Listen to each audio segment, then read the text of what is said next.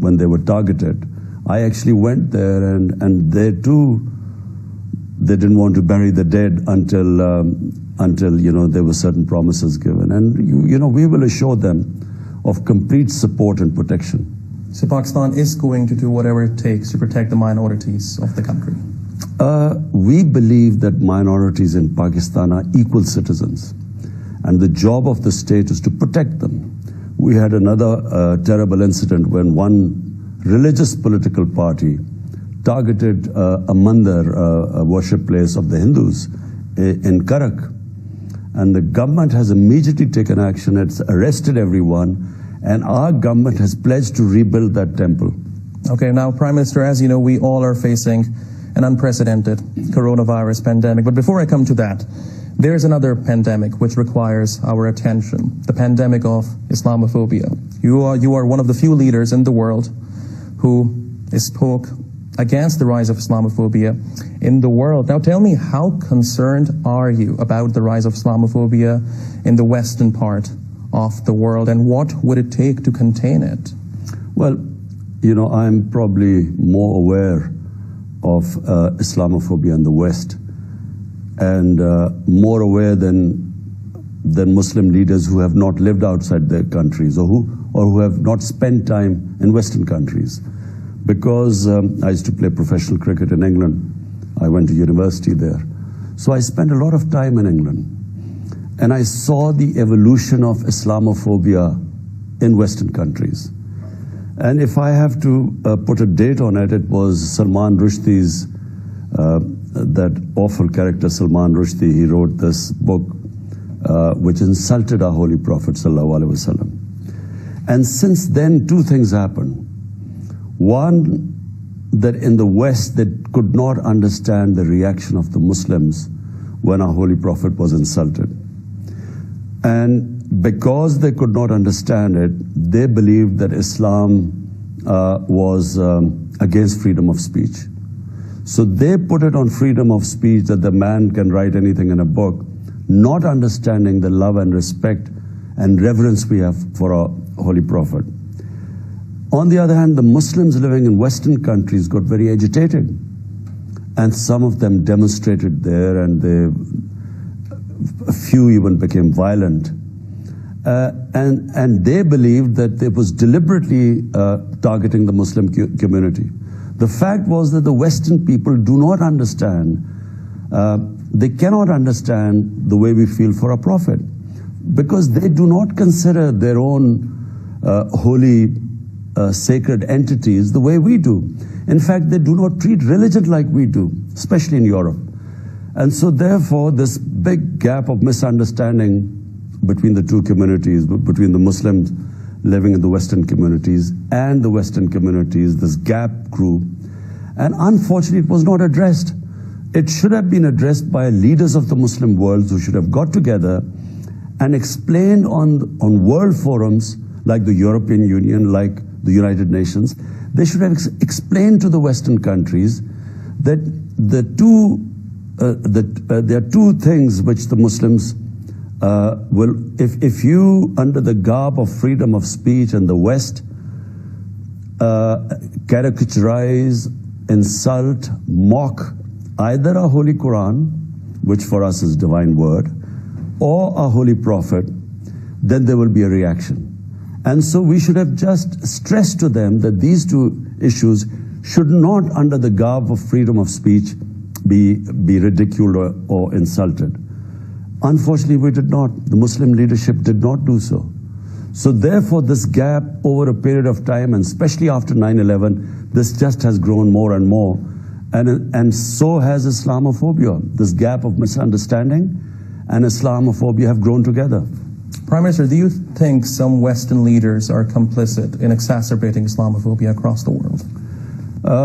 There are Western leaders who have exacerbated it, but I feel out of ignorance, because they do not understand, and I repeat, they do not understand how we feel for our Prophet and our holy book, because they do not have this reverence for their holy book or their Prophet, or religion for that matter.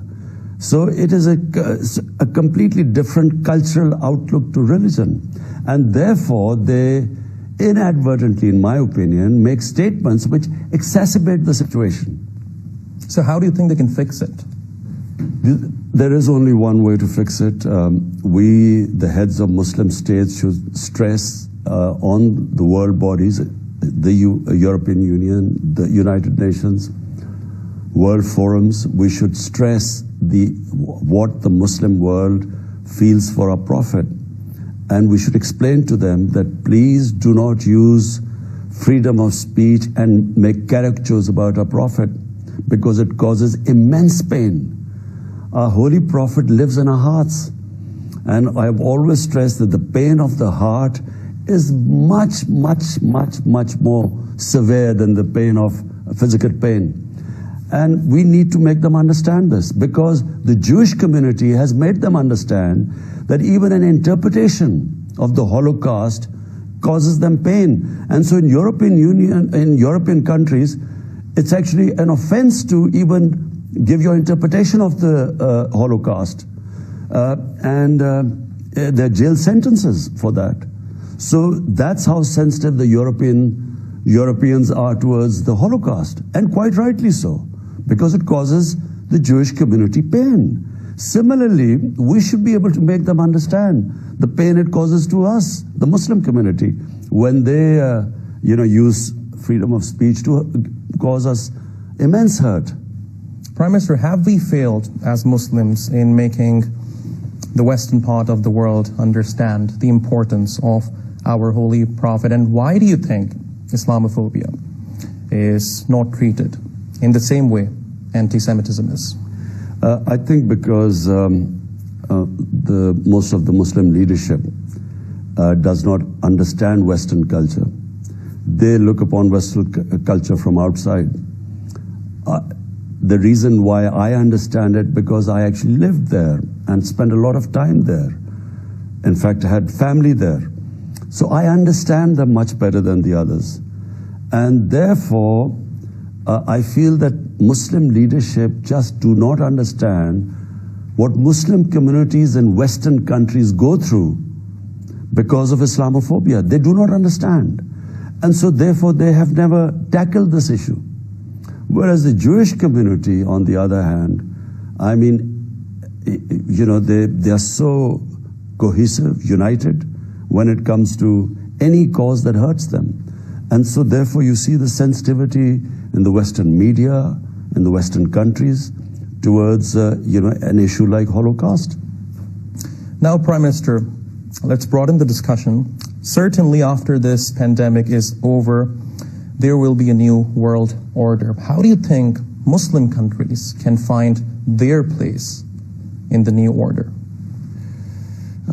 It's a very broad-based, difficult question to answer, because there are various aspects to it.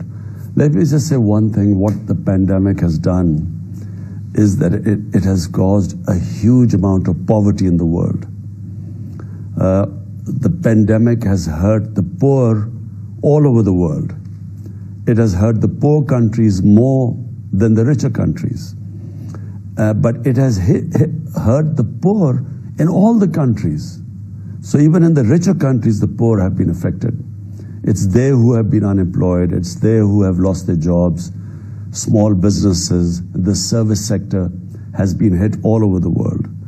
But the poorer countries have been hit more, because as it is, they have they're trying to balance their budgets, the expenditure and their revenues, and they tread a very thin line.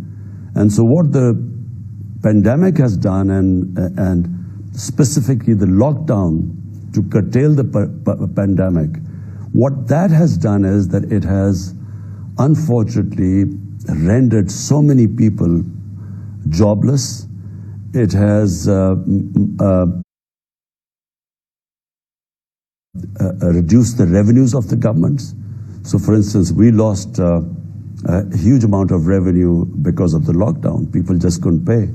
And then to give stimulus package and help those parts of the economy that were suffering, it meant huge deficits for us. And, when you have deficits, you have problems. Richer countries like America, I'll give you an example.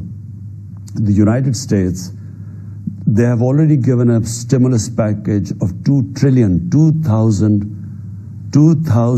billion.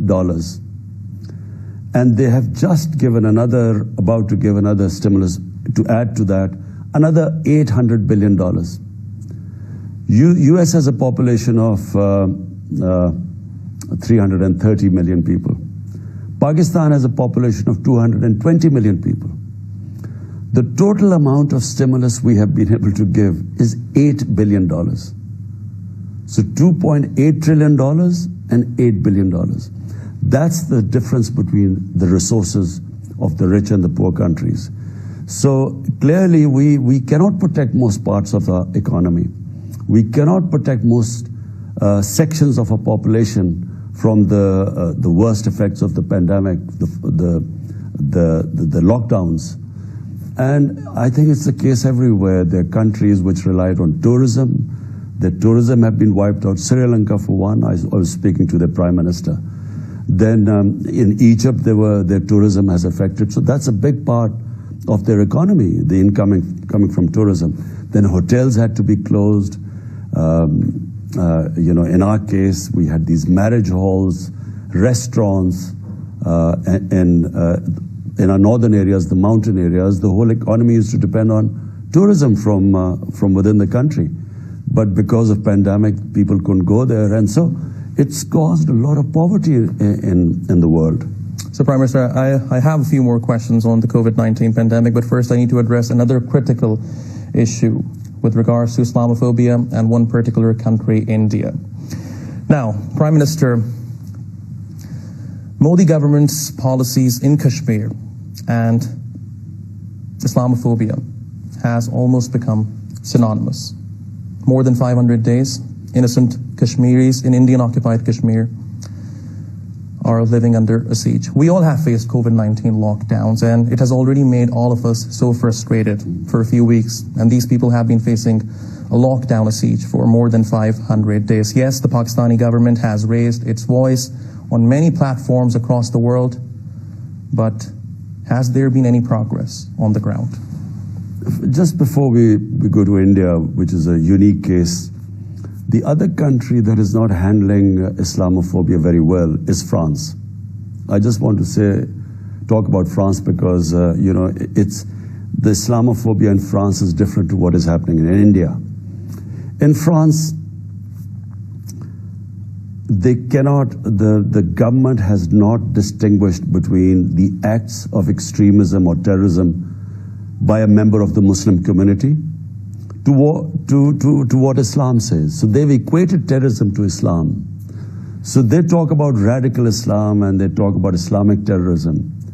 This is going to have long-term consequences. It's already having consequences in France.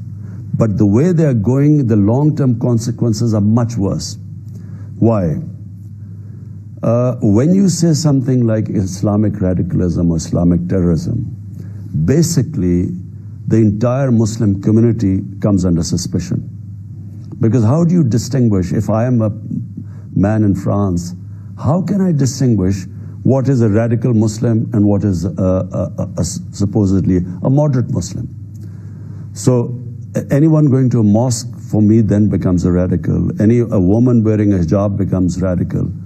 So it is a big disservice they have done to their own Muslim community living in France by making this false definition.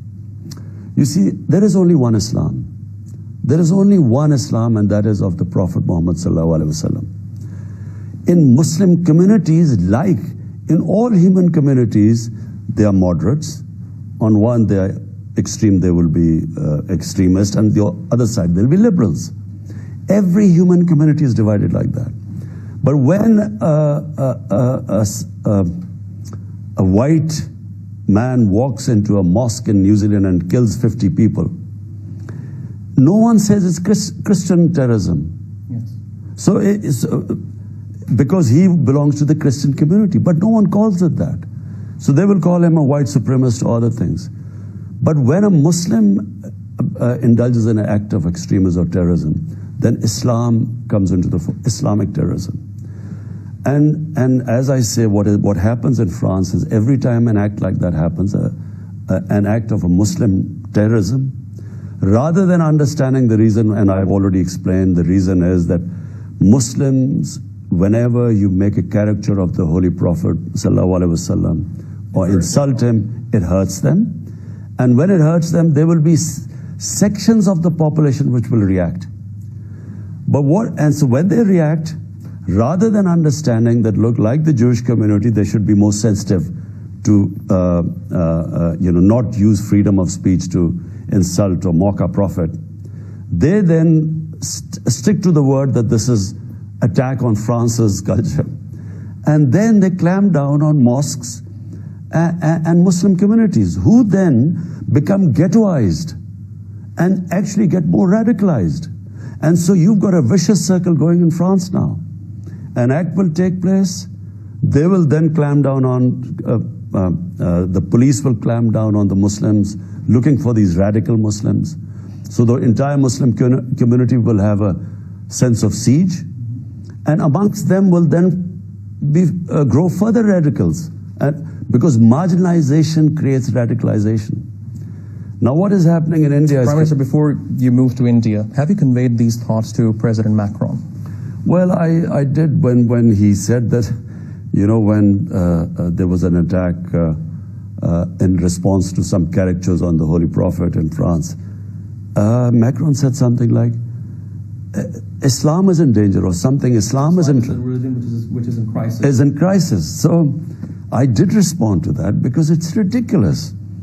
As I repeat, does that mean if Christian fanatics or someone white supremacist does something and they do in the United States, in Europe, does that mean that the whole,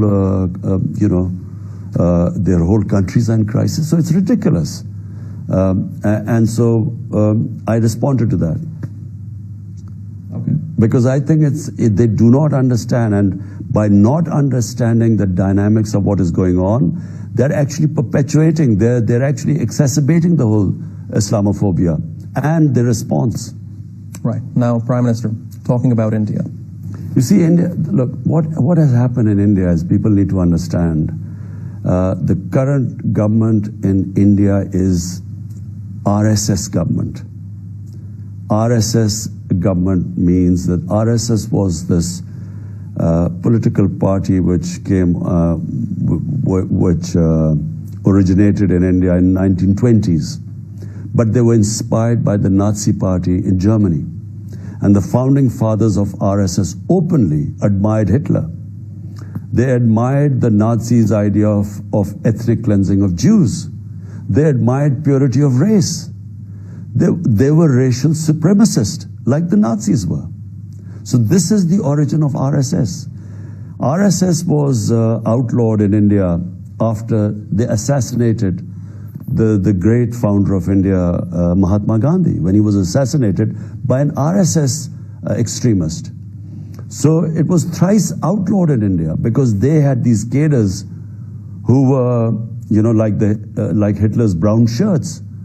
They have about 4 million or so of these RSS brown shirts. And they go around beating up people, and just like the brown shirts did in Nazi Germany. Now, when Narendra Modi came to power, remember that he was responsible for a pogrom against the Muslims in Gujarat in 2002, when thousands of Muslims were butchered. And while he was the chief minister, and for 3 days, he allowed it to happen. So police stood back and watched the butchery of Muslims. 100,000 Muslims in Gujarat were made homeless. Their homes were burnt. So this is his background. And sure enough, when he came into power, rather than when you rise to that level, you expect someone to, move towards the center or moderation. Because the previous BJP government was ruled by Prime Minister Vajpayee, who, when he came into power, actually became a moderate. And he was, I think, a statesman who talked about peace. Narendra Modi has moved the other way. He has actually shown his extremist colors. He is basically, India today is a country which believes that India is only for Hindus. It's called Hindutva, the doctrine of Hindutva. How dangerous is it for the Muslims of India? It's not just dangerous for Muslims. It will eventually be dangerous for all the minorities. Already, there have been a lot of ethno-religious motivated attacks against Christian community in India. But Muslims are the main target because the BJP, this RSS government blames the Muslims and the Christians of why the Hindu civilization couldn't rise up, because India was ruled for 500-600 years by Muslims, and then for 200 years by the English, who were Christians. So they target basically the two communities right now. But any ideology which is based on racial supremacy eventually will target all other races, all other religions. So, Prime Minister, do you think no one but Prime Minister Modi is to blame for the state of relationship between India and Pakistan? Absolutely. He is responsible because, you know, I know India very well because as a cricketer, India is a cricket-mad country. And so I have had a lot of love and respect in India. And so when I came into government, my first move was to immediately improve our relationship with India. And I called up Narendra Modi and I said, we want to reset our relationship based on trust, and we want to move forward and solve all our issues through dialogue. And I never got any response. Not just did not get any response, in fact, his election campaign was all anti-Pakistan, all how he was going to teach Pakistan a lesson. And, and that's what he did when he came into power when he won the elections, completely on jingoistic, anti-Pakistan rhetoric. He then, when he came into power, I mean, that's when he clamped down on Kashmir. Kashmir is a disputed territory between Pakistan and India since 1948, 47. And the United Nations Security Council resolutions, which clearly state that the people of Kashmir were going to be allowed to decide their own destiny through a referendum, through a plebiscite.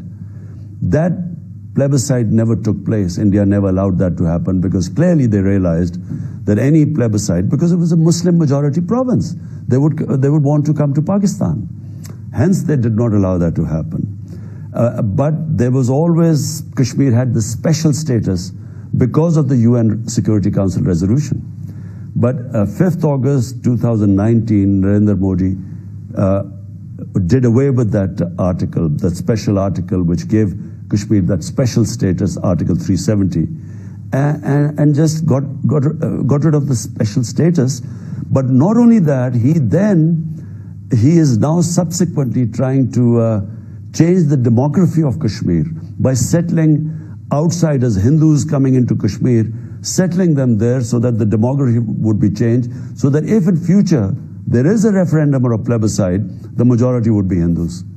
Now, Prime Minister, there are well-documented facts that the Indian military is committing atrocities in Kashmir. Now, what I would like to ask you here is, yes, Pakistan is raising its voice on international platforms in the UN. There are multiple United Nations Security Council resolutions regarding Kashmir, and India right now is in defiance of all those resolutions and international law as well. But what has been the progress on the ground? Kashmiris are still under siege. It's been more than 500 days. Many have lost their lives. Yeah, what India has done in Kashmir is that a population of 8 million Kashmiris now is under siege from 800,000 Indian troops in the valley.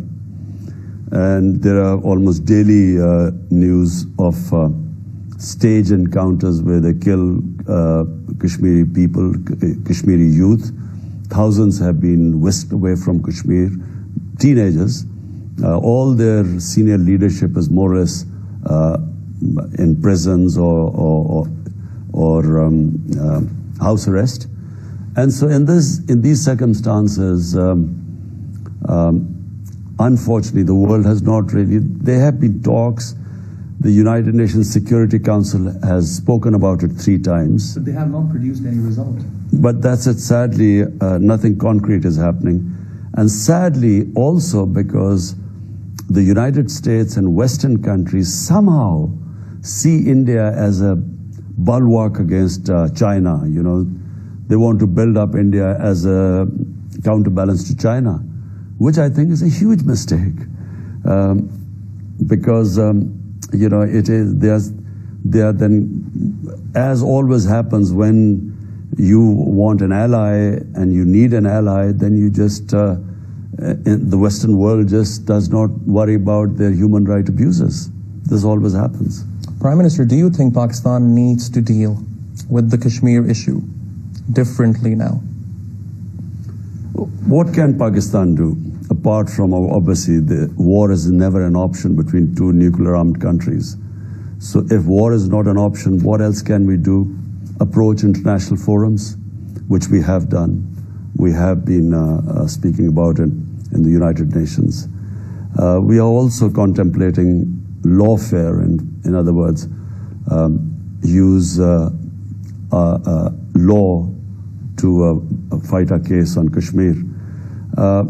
But I think Kashmir is an issue which, in my opinion, like the Palestinian issue, is not going to go away if the world thinks that it's just suddenly these people will disappear in thin air. It's not going to happen. This will go on. And in my opinion, by Narendra Modi taking this extreme step, which he has done, by depriving them of their special status, he's basically pushed Kashmir to a point where there are hardly any pro-Indian Kashmiris left. Because previously there were political parties that were pro-India. Today, if there is a free and fair election in India, the sort of oppression that has taken place in Kashmir since 5th August, they pushed the Kashmiris to a point where no political party in Kashmir will survive which is pro-India. Now, Prime Minister, as you know, President-elect Joe Biden will assume office in a matter of few more weeks from now. What are your expectations from his administration with regards to the Kashmir issue? Very difficult to say. I have no idea really how the Biden administration will behave. We will, of course, I spoke to President Trump, and twice I spoke to him, and he did offer to mediate between Pakistan and India on Kashmir. But obviously Indians stonewalled it. Let's see, we will again try with the Biden administration. Let's see, we'll try our best. Now, again, talking about US-Pakistan relations, how do you see the future of relationship between these 2 countries under President-elect Biden? Again, difficult to predict what will happen, but what I can say is that we want the US to be even-handed between Pakistan and India. That's all we want.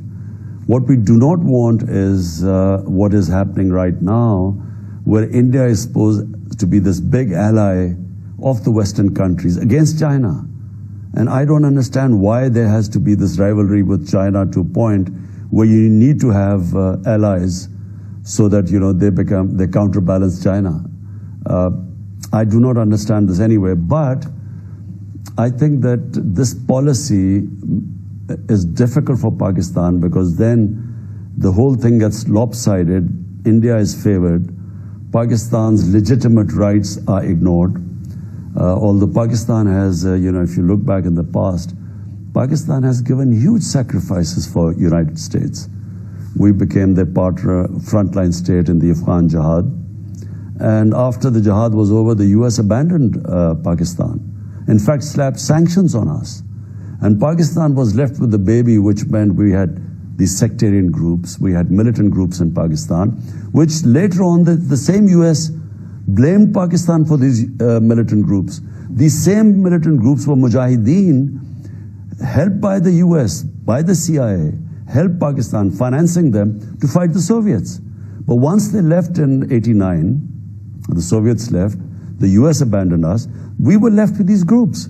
And same groups come 2001, 9/11. Pakistan then was asked to take on the same groups which had been indoctrinated in jihad, which meant foreign occupation. So when the Soviets had invaded Afghanistan, fighting the Soviets was, the Mujahideen was, they were heroes. But when the same people turned against the US, when they occupied Afghanistan, they became terrorists. And Pakistan's job was to take care of these terrorists. We paid a huge price for that. Pakistan lost 70,000 people in that. We had suicide attacks going on, insider attacks in Pakistan. So the country suffered. Really, we should have stayed neutral, because once we had created these groups who were indoctrinated in jihad, then come a decade later, after 9/11, then we then were, these groups now were terrorists. So, you know, Pakistan got stuck in the middle and we paid a heavy price. And so all we want is that there should be a balance between Pakistan and India as far as the US is concerned. That's really, if you ask me what would we want from the Biden administration, that's what would we want. Okay, now, Prime Minister, moving forward, over the past few months, many countries, especially many Arab countries, have normalized their ties with Israel. Does Pakistan have any such plans? Look, every country has its own foreign policy, its own interests. So, you know, who am I to comment on whatever they want to do with their foreign policy? But Pakistan, there are two reasons why Pakistan cannot recognize Israel. Number one, the situation in Kashmir is exactly the same situation of Palestine. So if we recognize Israel's takeover of the Palestinian territories, then we also have to recognize what India has done in Kashmir. So number one, you know, that's where we completely lose all moral standing if we are to talk about Kashmir and not about Palestine. Secondly, and much more importantly, the founder of our country was the one and the only great leader for me. And he's the one who people love and respect in this country, and that was Quaid-e-Azam, Muhammad Ali Jinnah. Very early he stated the policy of Pakistan about Israel. And that policy is simple, that unless the injustice done to the people of Palestine is removed, unless the people of Palestine are given their just settlement and a homeland, we cannot recognize Israel. So this is really Pakistan's stated policy. Prime Minister, do you think this whole topic of normalizing ties with Israel has damaged Pakistan's relationship with some Arab countries? No, as far as I know, it hasn't, because no one has put any pressure on me, and no one can put any pressure on me, because Pakistan is a democratic country. And if you do a referendum in Pakistan, you will know where the people of Pakistan stand. So there's an emotional attachment of people of Pakistan with what is happening to the people of Palestine, just as they stand with the people of Kashmir. So this emotional attachment with their cause means that anyone in this country who's a democratic leader, if he decides to recognize Israel, he would be going against the will of the people of this country. Now, Prime Minister, let's talk about the coronavirus pandemic. The way Pakistan handled this pandemic has been praised across the world. How did you do that? Number one. And do you think Pakistan is lagging behind when it comes to vaccines against COVID-19? Well, the reason we handled it better than other countries is because we realized, you know, that Pakistan's situation was different to the Western countries and to China. Because you see, it spread from Wuhan city in China, and then it went to Europe and the US. And as it was unfolding in Europe, the measures taken by the European countries and the United States and also China I quickly realized that we do not have the same situation as those countries. And we could not take the similar measures that these countries were taking, because these were rich countries. And even despite being rich countries, I mean, the people in those countries suffered and are suffering today. But in our country, if I impose the sort of lockdown, which for instance is right now imposed in England, or in certain European countries right now, or say in California in the United States, we have a large part of a workforce, almost 80%, which is in the informal economy. So, and then we have these daily wages or weekly wages who go and work on a daily basis or a weekly basis to feed their families. And we do not have that sort of social security where we could tell people to be lock down in your houses and then be able to give them money or provide them food. Unfortunately, we do not have the situation, at least right now. So therefore, I took this decision of a smart lockdown. We then had quickly formed a control and command room, and we started gathering data of where were the hotspots, where this virus was spreading. And we then concentrated on those hotspots, and we used to lock them down. So we did not, for 2 weeks we locked down the whole country because the provinces, everyone sort of panicked, and sort of the provinces started locking down, especially the province of Sindh, where they really suffered because he completely locked down his province. And I couldn't do anything because he comes from the opposition party, the chief minister there. But after 2 weeks, I insisted on them opening up our economy. And starting with agriculture, we knew that if the supply lines from our agriculture sector, if they were disturbed, people would be starving in the cities. So we opened up all the supply lines, did not affect agriculture sector, and then opened up construction very quickly. And construction is what employs most people in the cities. So those two moves really helped us from going through what other countries, like for instance, India, what it is going through right now. We saved our people from crushing poverty by actually taking this decision of a partial lockdown. And actually it became more successful, because when you lock down a whole country where there is a high level of poverty, you cannot impose that lockdown. It's not sustainable, because you cannot lock down hungry people. So that's what happened in India. They tried to lock down hungry people, and there was no lockdown. So in India took a huge battering. I mean, we hardly, we were very lucky. We did not lose that many people compared to all our neighbors. And what about a vaccine against COVID-19? Well, we are in touch with the Chinese, and we hope to start vaccinating.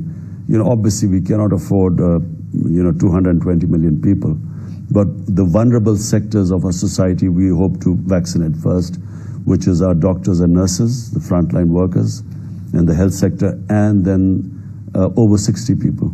Will you take a vaccine against COVID-19? Well, I'll wait for others to take it first. Okay. Now, Prime Minister, let's talk about the relationship between Turkey and Pakistan. Certainly these two countries are not neighbors, they don't share a border, but they are neighbors by heart. But which areas of cooperation between these two countries can be improved under your leadership and under President Erdogan's? Well, let me say, there's a historical background to relationship between Pakistan and Turkey. And the historical background is that Turks ruled what is now the whole of Pakistan and India. They ruled that for almost 600 years. And, so Urdu, the language which is spoken in our national language, is littered with Turkish words, because it was, the Turks were really in power here, and the court language Urdu was influenced by Turkish. So And then there was this one peculiar instance when the Khilafat movement started in Pakistan, when Turkey was being attacked by European forces and it was fighting for its survival. Then people in what is now Pakistan gathered a lot of money and tried to raise funds for Turkey to fight for its independence in the 20s or early 1920s. So there is a historical linkage between the two countries. But my relationship with Prime Minister Erdogan is based on common values. We believe, both of us believe in this awful that we should do something about Islamophobia, we can never forget the support and help which Turkey has given us in Kashmir, because sadly most of the Muslim countries did not come forward, but Turkey and Malaysia under Mahathir Mohamad really went on a limb to support us after 5th August 2019, when India had laid siege on the valley of Kashmir. So so our relationship is based on common values and, of course, our historic connections with Turkey, and then future trade prospects. Pakistan is a country of 220 million people, and the moment we get ourselves organized, this country has great potential of growing. So trade is one of the things which we hope to increase with Turkey. Now, Prime Minister, you have praised President Erdogan's stance on the Kashmir issue and the causes that Pakistan and Turkey share. How do you find him as a leader? I think, in my opinion, after Mahathir Mohamad, who I used to, because they transformed their societies. Mahathir Mohamad transformed Malaysia. I believe their per capita was about $600 when Mahathir Mohamad took over, and when he left it was $9,000. So the hallmark of a statesman is that he transforms a society. And that's what President Erdogan has done. Because we know the state of Turkey, very similar to our state right now, when he took over. And, Turkey has become a formidable country since then. Every country goes through cycles. It has to happen. But, on the whole, if you look at the trajectory of Turkey since President Erdogan took over, Turkey has just become a force. Now, Prime Minister Khan, my last question to you. As a dog dad myself, how are your dogs? I can't spend as much time because, I live on a farm basically, and I've always grown up with animals, farm animals, and dogs, of course, are part of farm, very much part of a farm, because they, when you have farm animals. But unfortunately, since I've been in government, I haven't been able to give my farm, my animals as much time. How many are there, by the way? I have, chicken, goats. I used to have cows and buffaloes, but I have given them away. I only have goats now and chicken, peacocks. I have 4 dogs.